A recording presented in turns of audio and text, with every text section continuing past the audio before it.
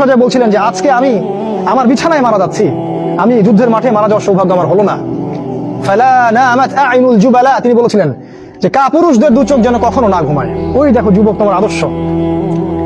খুবাইব রাদিয়াল্লাহু আনহু, ইসলামের জন্য তাকে দায়ী করে পাঠানো হয়। রাজি নামক একটা জায়গায় কাফেররা তাকে ধরে ফেলে এবং তাকে শুল দণ্ড দিয়ে হত্যা করে। খুবাইব রাদিয়াল্লাহু আনহুকে যখন শুল দেওয়া হচ্ছিল, তিনি বলছিলেন, এই কবিতাটা ভালো করে পড়বা, রাহিকুল মাকতুম বই আছে, লাস্তু উবালি হিনা উক্তালু মুসলিমান। তাকে যখন শুল দণ্ড দেওয়া হচ্ছে, শুল দণ্ড মানে বোঝো, পিছন দিয়ে মানে লৌহ দণ্ড প্রবেশ করিয়ে মাথা দিয়ে বের করে দিত, কঠিন দণ্ড, একটা ফাঁসি টাসির চেয়েও ভয়ঙ্কর। এই শুল দণ্ড তাকে দেওয়া হচ্ছে এবং বলা হচ্ছে, তুমি কি চাও তোমাকে ছেড়ে দেই আর মুহাম্মাদকে তোমার জায়গায় শুল দণ্ড দেই? কাফেররা বলেছিল।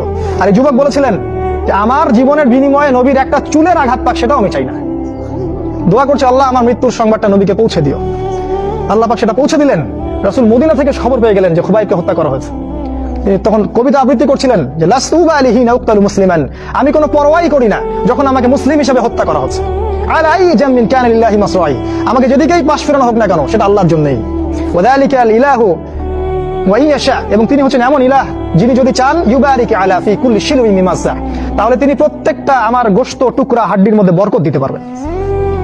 এই কবিতা বলতে বলতে তার জান চলে যায়। এই যে তোমার আদর্শ, কখনো ভেবেছো তাদেরকে নিয়ে?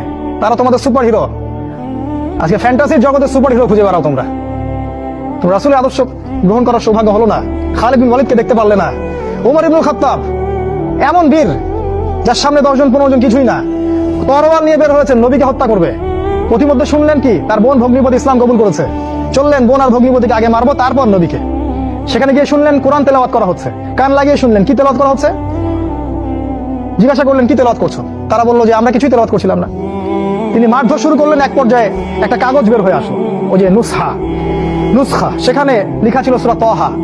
সেই সূরা তাহার তিলাওয়াত শুনে পড়তে পড়তে পড়তে পড়তে তার চোখ দিয়ে দরদর করে পানি পড়তে লাগলো এবং তিনি বলতে লাগলেন, ইয়ানবাগি লিমান ইয়াকুলু হাদা আল্লা ইউবাদা মাআহু গায়রা, যে সত্তা এরকম কোরআন নাজিল করতে পারে উচিত হবে না যে তার সাথে কাউকে শরীক করা হোক। বললেন, শাহিদতু আল্লা ইলাহা ইল্লাল্লাহ ওয়া আন্না মুহাম্মাদান রাসূলুল্লাহ, আমি সাক্ষ্য দিচ্ছি আল্লাহ ছাড়া কোনো মাবুদ নাই এবং মুহাম্মদ আল্লাহর রাসূল সাল্লাল্লাহু আলাইহি ওয়াসাল্লাম। খুযুনি ইলা রাসূলিল্লাহি ওয়া আসহাবিহি, আমাকে আল্লাহর রাসূল এবং সাহাবীদের কাছে নিয়ে চলো, আমি ইসলাম কবুল করব এখনই গিয়ে।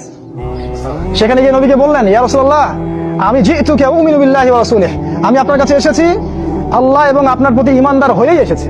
ওয়া বিমা জিতা বিহি মিন ইনদিল্লাহ, আর আপনি আল্লাহর পক্ষ থেকে যা নিয়ে এসেছেন এই কোরআনের প্রতি ঈমানদার হয়েই আমি এসেছি এখানে। তিনি বললেন, ওই সময় ওমর ইবনুল খাত্তাব, যে ইয়া রাসূলুল্লাহ, আমরা কি হকের উপর নাই? আলাসনা আলাল হক ওয়া লাইসু আলাল বাতিল, আমরা কি হকের উপর নাই? মুশরিকরা কি বাতিলের উপর নাই? তাহলে আমরা কেন গোপনে গোপনে ইসলামের দাওয়াত দিব? আজকে থেকে প্রকাশ্যে ইসলামের দাওয়াত দিব। তখন থেকে ইসলাম প্রকাশ্যে দাওয়াত পেয়েছে, তার আগে পায়নি। তুমি ওমর হতে পারো না? একটা ছেলেকে দেখলাম অনলাইনে, আমি তাকে চিনি না, অনলাইনে একটা স্ট্যাটাস দেখেছিলাম, খালি ইসলামের পক্ষে কিছু একটা বলার কারণে তার একটা বড় পথ চলে গেছে এবং সে স্ট্যাটাস দিয়েছে যে যদি একদিন বাঁচি সিংহের মতো বাঁচবো, তাও ধর্মকে আমি দলের কাছে বিক্রি করব না। মন থেকে দোয়া চলে আসলো ওর ওখানে। আমি কমেন্ট করেছি যে তোমাকে আল্লাহ ওমরের মতো কবুল করুক। হামজা বীর সাহাবী, যাকে উহুদের যুদ্ধে শহীদ করা হয়েছে। আবু জেহেল রাসূলকে চর মেরেছিল একটা। হামজা রাদিয়াল্লাহু আনহু যখন শুনেছেন আবু জেহেল রাসূলকে মেরেছে, সরাসরি আবু জেহেলের বাসায় ওকে গলার ধরে বের করে প্রচন্ড জোরে ঘুষি একটা মারা হলো। বলা হলো যে আমার ভাতিজা যে দিনের উপর আছে আমিও সেই দিনের উপর আছি, রুদ্দাহা ইন ইসতাতা'তা, তোমার ক্ষমতা থাকলে আমাদেরকে ঠেকিয়ে দেখাও দেখি। তিনি রাসূলের কাছে গেলেন, বললেন, ইয়া ইবনা আখি, হে আমার ভাতিজা, কুনতু আনসুরুকা বিল হামিয়া, আমি তোমাকে সাহায্য করতাম আত্মীয়তার সম্পর্কের কারণে। আলা নানসুরুকা লিল ইসলাম, আজকের দিন থেকে আমি ইসলামের জন্য তোমাকে সাহায্য করব।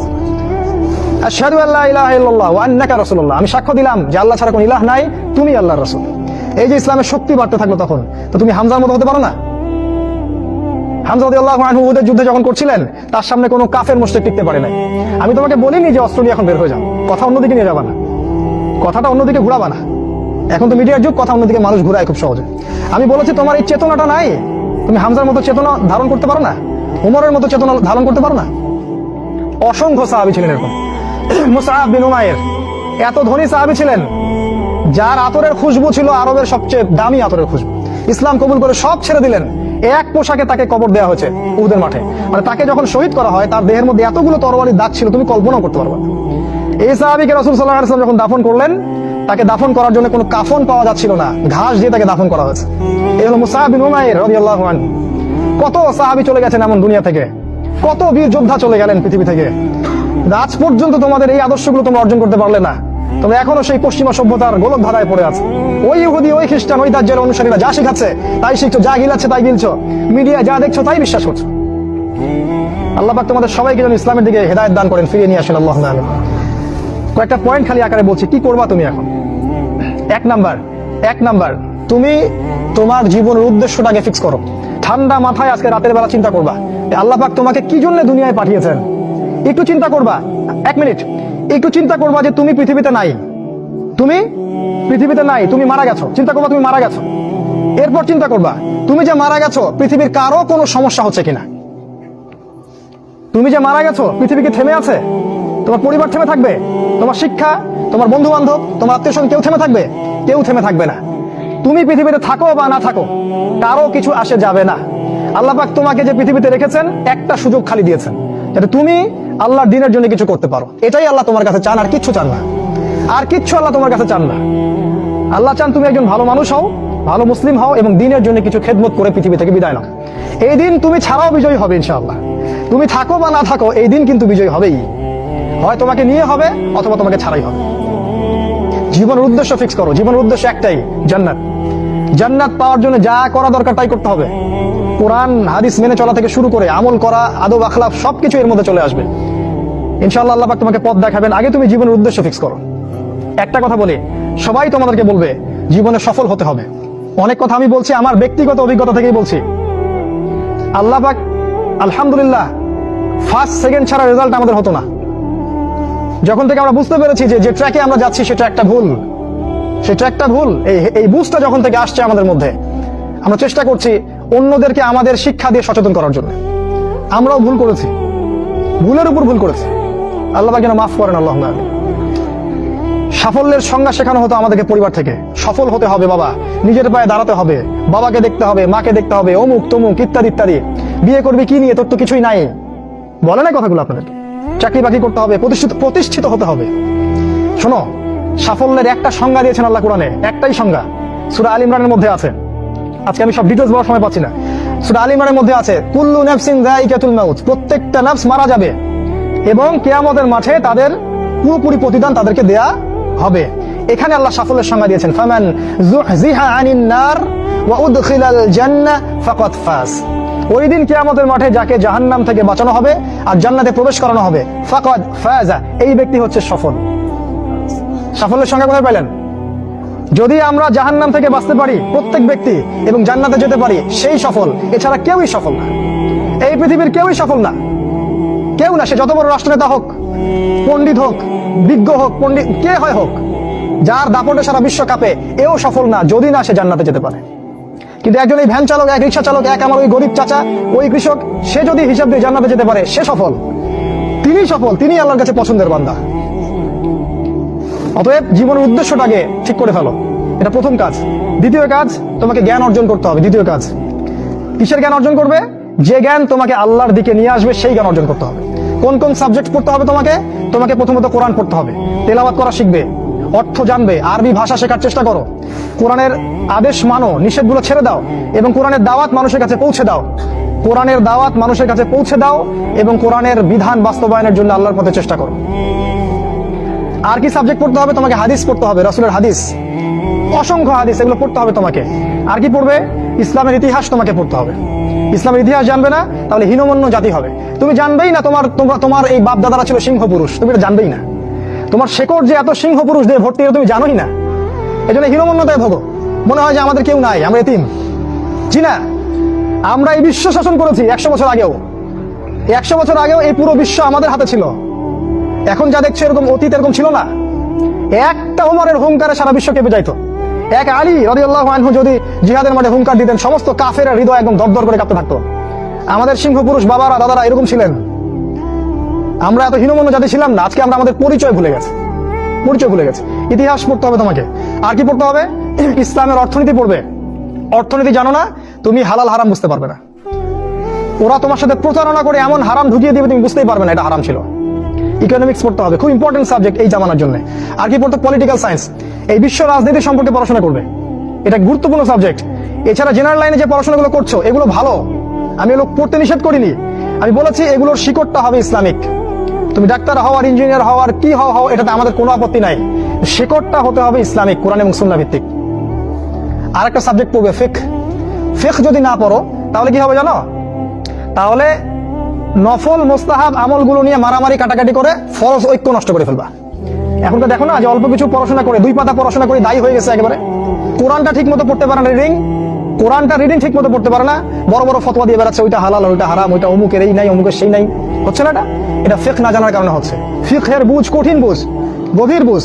এই জন্য ইমাম আবু হানিফা থেকে শুরু করে যত ফকিহ ছিলেন সবাইকে ভক্তি শ্রদ্ধা সম্মান করতে শিখো। ফিকহটা অনেক কঠিন একটা জিনিস, আমরা তো এখানে সমালোচনা বেশি করতে চাই, এটা ঠিক না। এই ফিকহের জ্ঞান না থাকলে তুমি কোনটা ফরজ, কোনটাকে বেশি গুরুত্ব দেওয়া লাগবে, কোনটা নফল, কোনটাকে মুস্তাহাব, কোনটা ওয়াজিব পর্যায়ের, কোনটা সুন্নতে মুআক্কাদা, কোনটা কি সব বুঝতে পারবে না। আর না বুঝতে পারলে তুমি কি করবা? যে বিষয়ে ছাড় দেওয়া যেত সেটাকে ছাড় না দিয়ে তুমি বড় বড় জিনিসগুলোকে ভেঙে ফেলবা। খেয়াল করে দেখবেন ছোট ছোট মাসআলাগুলোকে নিয়ে, যেগুলো ইখতিলাফি মাসআলা, যেগুলো নিয়ে সাহাবায়ে কেরামদের মধ্যে দ্বিমত ছিল, এগুলোকে নিয়ে বাংলাদেশের শত শত দল হয়ে গেছে, হয় নাই? কোন দল কি বলেছে আল্লাহ নাই? কোন দল বলে যে রাসূল নাই, কোরআন নাই, আমাদের কিবলা আলাদা, এটা বলে? সবার আল্লাহ এক, রাসূল এক, কিবলা এক, কোরআন এক, সুন্নাহ এক, সব এক। তাহলে এতগুলো দল কেন হলো? ওই যে সংকীর্ণ মানসিকতা এবং এই ফিকহের বুঝ না থাকার কারণে হয়েছে।